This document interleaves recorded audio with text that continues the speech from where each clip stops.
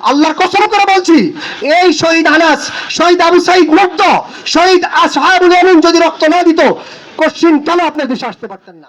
সেই নরপিচাস, যেই নরপিচাস আসার পর আপনাকে ছাড়বে না, আমাকেও ছাড়বে না, আমাদের কাউকে ছাড়বে না। সুতরাং আমাদেরকে ঐক্যবদ্ধ থাকা দরকার, আমাদেরকে একমত থাকা দরকার। জুলাই নিয়ে এখানে আমাদেরকে একমত থাকা দরকার। শুধু জুলাই মাসে কেন আমরা আন্দোলন করব? এই শহীদ পরিবার যারা হারিয়েছে, তারা জানে তারা কি হারিয়েছে। বিবিসি নিউজ আমি দেখেছি, এক মহিলা বলছে, এক বোন বলছে, আমার কি বিধবা হওয়ার বয়স? আমরা দেখেছি এক বাচ্চা তার চোখ হারিয়ে ফেলেছে, সে তার বাড়ির উঠানে রশি ধরে হাঁটছে। এটা কি এই জুলাই রক্ত দিয়েছে এই জন্যে যে তাদের পরিবারগুলো ছন্নছাড়া হয়ে যাবে? যারা দেশে নিরাপদে দেশে আসতে পেরেছেন, যারা দেশের সরকার হতে পেরেছেন, আল্লাহর কসম করে বলছি, এই শহীদ আনাস, শহীদ আবু সাইদ মুগ্ধ, শহীদ আসহাবুল ইয়ামিন যদি রক্ত না দিত, কোশ্চিন কেন আপনার দেশে আসতে পারতেন না?